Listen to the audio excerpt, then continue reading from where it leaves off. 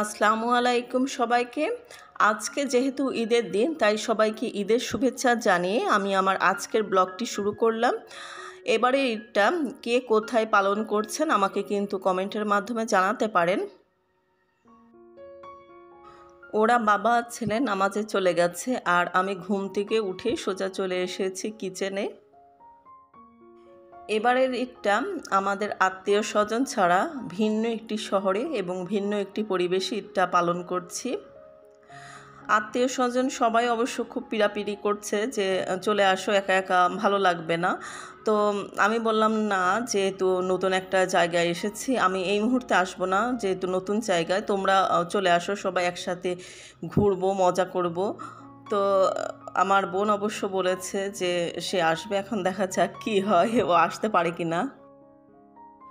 আর আমাদের ফ্যামিলির সবাই যেহেতু চাকরিজীবী, তাই সবাই ইচ্ছে করলে যে কোনো সময় যে কেউ যে মুভ করতে পারবে তা কিন্তু না। আমি সবাইকে অবশ্য বলেছি যে যে কোনো সময় হয়তো বা আমাদের আবারও বদলি হয়ে যেতে পারে। যেহেতু চাকরিজীবী মানুষ, তো বদলি হওয়াটা তো স্বাভাবিক, তাই না? তো বললাম যে নতুন একটা পরিবেশ, তোমরা ঘুরে যাও, যদি কখনো বদলি হয়ে যায় তো দেখা যাচ্ছে যে তোমাদের কিন্তু এখানে বেড়ানোটা হবে না। তো আমি বললাম যে আমি আর আসবো না ঢাকায়, তোমরাই চলে আসো নতুন জায়গায়, ভালো লাগবে তোমাদের।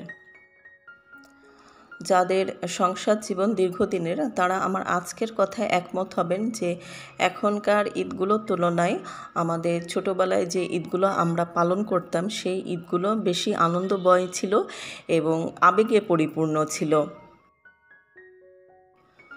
কলেজে পড়া অবস্থায় আমার বিয়ে হয়ে যায়। আমি অবশ্য পড়াশোনা স্টপ দেইনি।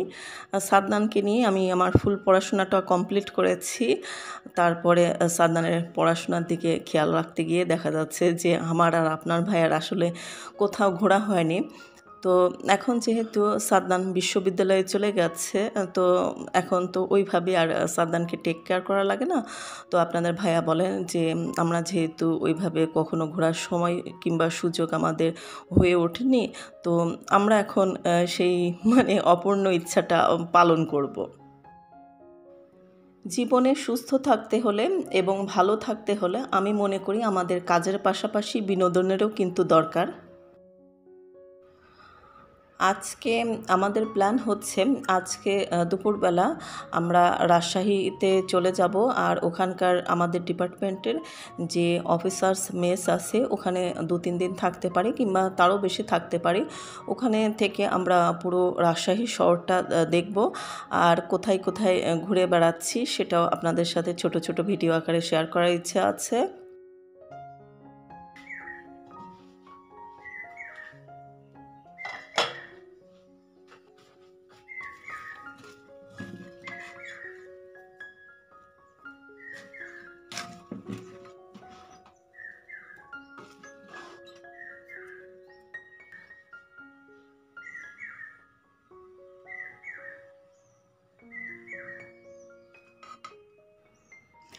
আপনারা আমার ভিডিওতে কোকিলের ডাকটা তো হয়তো খেয়াল করে শুনেছেন। আমার বাসার আশেপাশের ভিউটা আপনাদের কিন্তু দেখিয়ে দিয়েছি, চারপাশে প্রচুর গাছপালা আর চমৎকার কোকিলের ডাকটা শোনা যায়। তো সাউন্ডটা আমি রেখে দিয়েছিলাম আপনাদের একটু শোনানোর জন্য।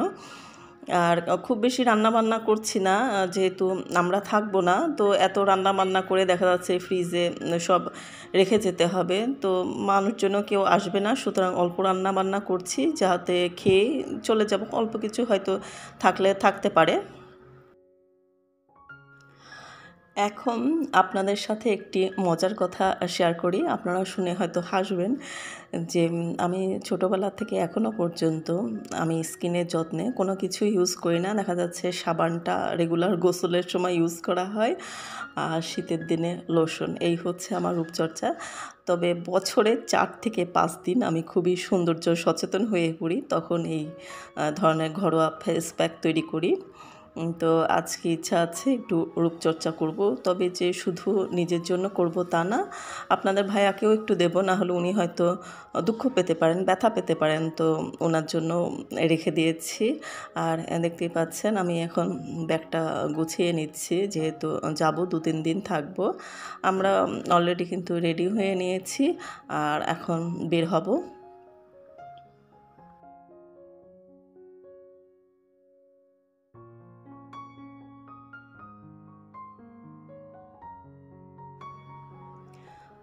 ওদের বাবা ছেলের পিছে পিছে আমিও কিন্তু আছি।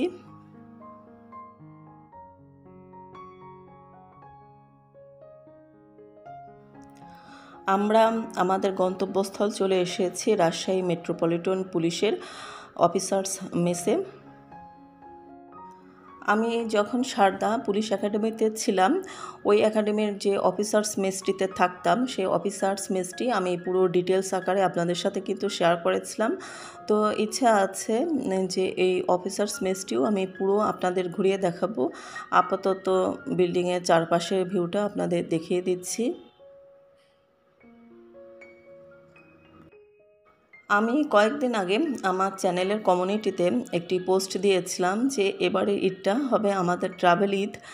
আর ওই সময় অবশ্য আমি খুলে বলেছিলাম না, তো আজকের ভিডিও দেখে আপনারা নিশ্চয়ই বুঝতে পারছেন যে আমি কেন বলেছিলাম।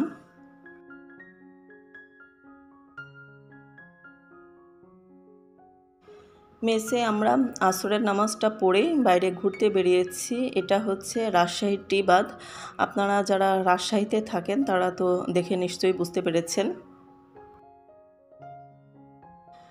আর এখন আপনাদের সাথে আমার ভালো লাগার একটি জিনিস শেয়ার করি, সেটা হচ্ছে আপনারা দেখতে পাচ্ছেন ট্রলারের একদম মাথায় দুইটা কাঠ উঁচু করে দেওয়া আছে, ছোট্ট কাঠ। আমি যখন ট্রলারে উঠতে যাই, সাদনান ওই কাঠের একটা কাঠ খুব শক্ত করে ধরে রেখেছিল যেন ওর আম্মু না পড়ে যায়। ওকে অবশ্য আমি কিংবা ওর বাবা বলেনি, ওর নিজ দায়িত্বে কিন্তু করেছে।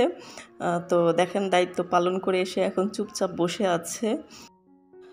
ওর বাবা অবশ্য এই জিনিসটা খেয়াল করেছে, আর ওর বাবার আর আমার দুজনের কিন্তু খুব ভালো লেগেছিল যে ছেলে বেশ দায়িত্বপরায়ণ হয়ে গেছে। আর আমার ছেলেটা মানে ছোটো কাল থেকে খুবই কম কথা বলা পছন্দ করে, মানে প্রয়োজনের অতিরিক্ত একটা কথাও বলবে না। আর দেখা যাচ্ছে যে সব সময় এভাবে চুপচাপে বসে থাকবে, মানে ছোটোবেলায় একটু মুরব্বিয়ানা ভাব হয়ে গেছে। এখানে এসে দেখতে পেলাম প্রচুর মানুষের ভিড়। তখন আমার ঢাকা শহরের কথা মনে পড়ে গেল যে ঢাকা শহরে যারা আমরা বাসিন্দা, তারা দেখা যাচ্ছে সরকারি ছুটির দিন হোক কিংবা কোনো পর্ব উপলক্ষে হোক, আমরা একটু ফাঁকা জায়গা পেলে পরিবার পরিজন নিয়ে কিন্তু বেরিয়ে পড়ি। ঢাকা শহরের বাইরেও একই চিত্র। তো ভালোই লাগে আসলে নতুন নতুন পরিবেশে সব কিছু দেখতে বুঝতে। ওই যে দেখতে পাচ্ছেন উপরে কত মানুষ দাঁড়িয়ে আছে, সবাই কিন্তু চারপাশের পরিবেশটা খুব সুন্দর উপভোগ করছে।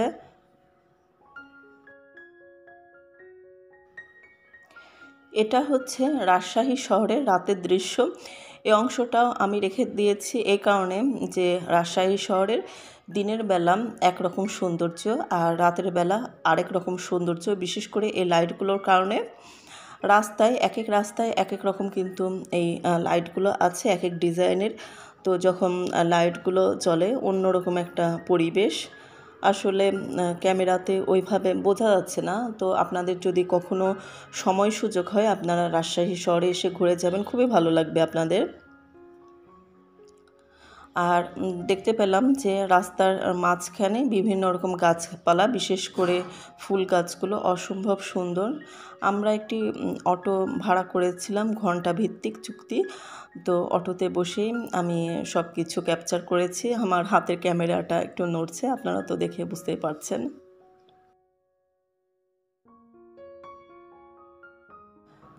রাতে অফিসার্স মেসের ডাইনিংয়ে চলে এসেছি, আর ডিনারের আয়োজনে কি কি ছিল একটু দেখিয়ে দিচ্ছি।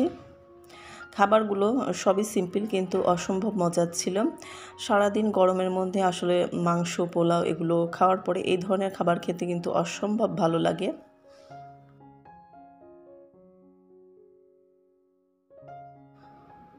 তো এই ছিল আমার আজকের ব্লগ। আমার পরবর্তী ব্লগ দেখার আমন্ত্রণ জানিয়ে আজ এখানেই বিদায় নিয়ে নিচ্ছি। আসসালামু আলাইকুম।